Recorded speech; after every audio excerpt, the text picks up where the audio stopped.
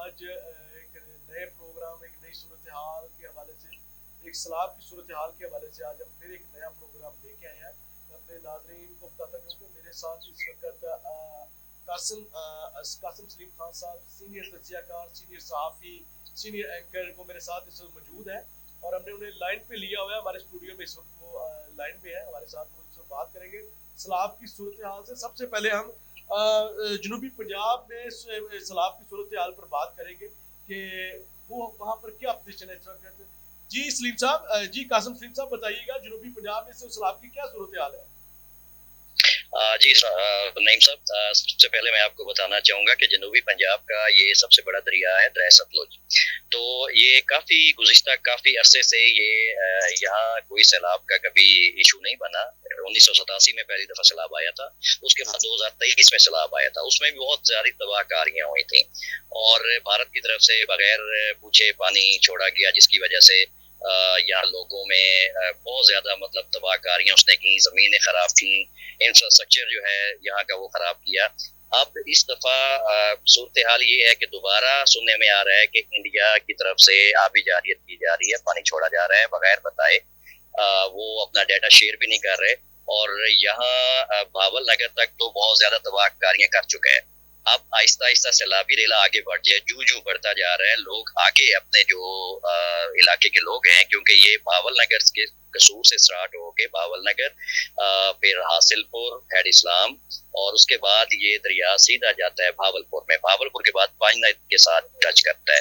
तो इस दरिया के दोनों तरफ की जो आबादी है वो इससे बहुत ज्यादा डिस्टर्ब होती है। गरीब किसान जो है वो हमेशा ही ये सऊबते उठाते हैं। तो लिहाजा इस दफा भी, अब मैं फील्ड में हूँ, इस दफा देख रहा हूँ ये लोग अपनी मदद आपके तहत बांध रहे हैं यहाँ। और हुकूमत की तरफ से भी मतलब काफी वो उनकी तरफ से ये है कि आप लोग अपने हिफ्ज़ मात कदम जो है अपने अपने ये बंद मजबूत करें, पुश्ते मजबूत करें। लिहाजा पीछे से काफी तबाहकारियां हो चुकी हैं, काफी बंद टूट चुके हैं पाकिस्तान में और बहुत सारा हजारों लाखों एकड़ रकबा इस टाइम ज़ेरे आब है। अब मैं उससे आगे खड़ा हुआ हूँ। अब ये आज रात में या कल रात में एक सैलाब का बहुत बड़ा रेला गुजरने का इम्कान है यहाँ। तो इंशाअल्लाह ताला ये लोग जो है हर लोग अपने अपने मदद आपके तहत जो है ना वो काम कर रहे हैं यहाँ इंशाअल्लाह। ये बताइएगा कि जो ये जो इंडिया ने, क्योंकि इंडिया तो असली हमारा मकार, असली भारत मकार जो है ना हमारा दुश्मन है, वो हर तरह के हीले हवाले से हमारे साथ जब किसी न किसी जगह सर फंसा के बैठा हुआ है और हमसे कहीं ना कहीं जूझता रहता है और फिर आखिर में वो मार खा कर फिर बैठ जाता है। ठीक है, उसको अभी सबक नहीं मिला, सबक उसको दिया भी गया, बड़ा अच्छा दिया, पूरी दुनिया ने उसकी वाह शाबाश दी है।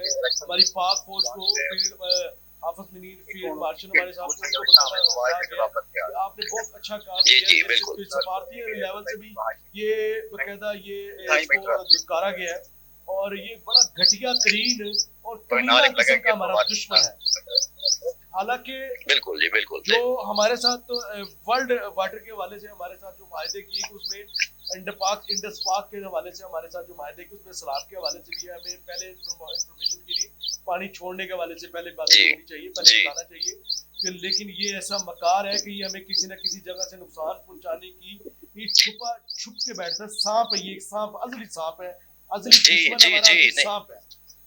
लेकिन अल्लाह का शुक्र है कि हमारे पास वो दुनिया की सबसे अच्छी पाक आर्मी है, जो चाहे मैदान जंग हो, चाहे वो हमारे लिए वो पानी का सैलाब का कोई हो, फौज वहां पर जाना बचाना अपनी आवाम के लिए हर तरह की तगो दो, हर तरह की फाइट, हर तरह की जगह पर तैयार रहती है। फौज का यहाँ पर क्या किरदार है? फौज यहाँ पर इस जो बावन नगर बता रहे हैं, हासिलपुर बता रहे हैं, हेड इस्लाम बता रहे हैं, इस हवाले से फौज यहाँ पर एक्टिव है। जी बिल्कुल, मैं नईम साहब बताना चाहूंगा आपको कि इसमें कोई शक नहीं। देखें, जिस तरह इंडिया को मुंह तोड़ जवाब दिया गया, जिस तरह इंडिया के सारे औसान खता हो चुके थे जब हमने जवाब दिया, भरपूर पाक फौज ने जो मुंह तोड़ जवाब इंडिया को दिया है। अब लिहाजा इंडिया अपने हिसाब से देखें जी, वो अब सामने आके तो नहीं लड़ सकता बिल्कुल भी, जाहिर है वो छुप के वार करेगा। और ये जो आबी जारियत है, ये भी एक किस्म का उसका छुपा हुआ हथियार है। इसका मकसद इंडिया का ये है कि बगैर बताए पानी बगैर बताए छोड़ा जाए और गरीब किसानों को और गरीब आवाम को सिर्फ, क्योंकि सामने तो आमने सामने फ्रंट लाइन पे तो आके लड़ने के काबिल नहीं रहा, ठीक है जी। तो लिहाजा वो पानी का हथियार इस्तेमाल कर रहे हैं अच्छा और इस वजह से इसका सिर्फ ज्यादा नुकसान है कि वो यहाँ के लोगों को सिर्फ परेशान करने के लिए, मैं लेकिन सर इसके हमारे साथ ही लोग एक सवाल बाहिम्मत है। और करूंगा कि जी जी केपीकी में जो सूरत हाल है इस वक्त, बुनेर में, जी जी स्वात में, बजोर, शांगला, बटग्राम, मुख्तलिफ इलाकों में जो इस वक्त सिचुएशन बनी है वो बड़ी इस वक्त, आप उसके बारे में क्या कहते हैं तंजीह कार के हवाले से कि लोकल गवर्नमेंट और वहाँ पर जो फौज है वो किस नजरिए से और कितनी जो तंजीमें अमदादी है वहाँ लोगों के लिए शाना बशाना है, आप क्या कहते हैं उस बारे में? जी नईम साहब, मैं देखें जैसे हमने पाकिस्तान में अब केपीके में सैलाब हमने देखा है, बहुत बड़ी तबाहकारियां थी। इसमें जो गवर्नमेंट ने तो अपनी तरफ से जो कुछ हो सका उनसे वो किया, लेकिन सबसे बड़ा किरदार मैं समझूंगा यहाँ पाक फौज का बन था। उन्होंने शाना बशाना लोगों के पहुंचे, बिल्कुल बर वक्त उन्होंने कार्रवाई की। उन्होंने कोई लम्हा जाया किए बगैर, मतलब जैसे ही, क्योंकि सैलाब अचानक आया, पीछे से कोई ऐसी इतलात नहीं थी, लेकिन पाक फौज ने जितना बर वक्त जवाब देना चाहिए था उन्होंने वो दिया और उन्होंने जाके वहाँ लोगों की इमदाद की, हेलीकॉप्टर्स भी जो है जिस तरह हम देख रहे हैं माशाल्लाह, जिस तरह फौज मतलब लोगों का वहाँ इमदाद कर रही है, इसकी तो कहीं मिसाल पहले भी, मैं आज की बात नहीं करूंगा। पाक फौज हमेशा जब भी मुल्क के पाकिस्तान पे सैलाब हो, जलजला हो, कोई भी मतलब जब भी कोई मसला पड़ता है कौम के ऊपर, तो हमेशा हमें पाक फौज ही आगे नजर आती है। बात बड़ी करूंगा कि फील्ड मार्शल साहब जो फौज के सरबराह हैं, उन्होंने एक दिन की अपनी तनख्वाह इनको डोनेशन में कर दी है केपी की स्वात वालों को। जी माशाल्लाह, देखें एक बहुत बड़ी बात है, इसमें कोई शक नहीं। उन्होंने अपना एक जज्बा पेश किया, फील्ड मार्शल साहब को हम सल्यूट पेश करते हैं। देखें ये एक बहुत बड़ी बात होती है कि एक फौज का सरबराह जो है वो फ्रंट लाइन पे हो। देखें हमेशा जो लीडर होता है, जो फौज का जो सिपा सालार है, ये फील्ड मार्शल साहब ने, आसिम मुनीर साहब ने इस दफा साबित किया कि वो फ्रंट पे है और पूरी फौज उसके पीछे है और पूरी आवाम फिर फौज के पीछे है। वो फ्रंट से लीड कर रहे हैं और इंशाल्लाह जिस सिमत में पाकिस्तान को लेके जाना चाह रहे हैं, जिस तरह वो हालात को सेट कर रहे हैं, तो इसकी मिसाल कहीं नहीं मिलती। इंशाल्लाह हमें अपनी बात फौज पे भी भरोसा है, हमें अपने फील्ड मार्शल आपने बिल्कुल दुरुस्त फरमाया। मैं इसी के साथ आपसे छोटी सी कराची के हवाले से भी सूरत हाल उसके हवाले से भी कह रहा हूँ कि क्योंकि एनडीएम में जो हमारे जो इसको हम कहते हैं desire management authority, weather management authority, ये कह रही है कि आने वाले वक्त में भी एक तो शायद क्लाउड बर्स्ट स्वात वाली केपी की तरफ से हो सकते हैं, और इसके साथ मैं कराची के हवाले से भी कहता हूँ कि कराची में निकासी आब के हवाले से कुछ सुनने में आ रहा है, निकासी आब ने वहाँ का जो मेयर है या लोकल गवर्नमेंट है या पीपल्स पार्टी की हुकूमत है, उन्होंने उसमें कुछ भी नहीं किया। ये दो सवाल है मेरे, इस पर जरा आप जल्दी जरा जवाब दीजिए क्योंकि टाइम भी हमारा खत्म होने वाला है। नहीं साहब, मैं जी नहीं साहब, मैं बताना चाहूंगा, देखें जिस तरह क्लाइमेट चेंजेस आ रही हैं, पाकिस्तान के भी मौसमी हालात चेंज हो चुके हैं। ये जो आप क्लाउड बर्स्ट की जैसे हमने सुनने में आया, आज तक पीछे कभी ऐसी ना सुनने में कभी आया। अब मौसम बहुत चेंज हो चुके हैं, शिद्दत अख्तियार कर चुके हैं, और कराची में जो अभी गुज़िश्ता दिनों बारिशें हुई हैं, ये तो इनको पहले इक़दाम कर लेने चाहिए थे। जो गवर्नमेंट है वहाँ की सिंध गवर्नमेंट को ये पहले इंतजाम करके रखने चाहिए थे, क्योंकि कराची एक सबसे बड़ा मसला इस तरह है कि कराची में इस टाइम आबादी बहुत ज्यादा बढ़ चुकी है।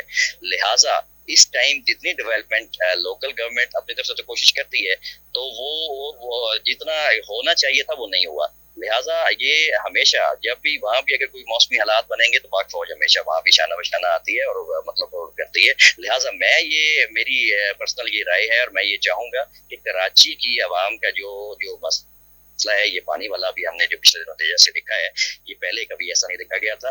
इसको दोबारा ये गवर्नमेंट को सोचना चाहिए, इसके ऊपर पूरी प्लानिंग करनी चाहिए कि पूरा पानी जो निज़ाम है उसको एक दफ़ा इन्हें पूरी स्टडी करके और इसका एक पैटर्न बनाना चाहिए कि ये कैसे इसको टैकल कर सके, ताकि आइंदा आने वाले सालों में जो आज आवाम बर्दाश्त कर रही है या जो सूबतें उठा रही हैं, आने वाले दिनों में आवाम को ये परेशानियां ना हो। ये अभी से जो है इसका कुछ ना कुछ करना पड़ेगा। जी आपने बहुत दुरुस्त फरमाया। ये जो आपने बात की है, जो आपने बताया है कि इस हवाले से पहले इक़दाम होने चाहिए।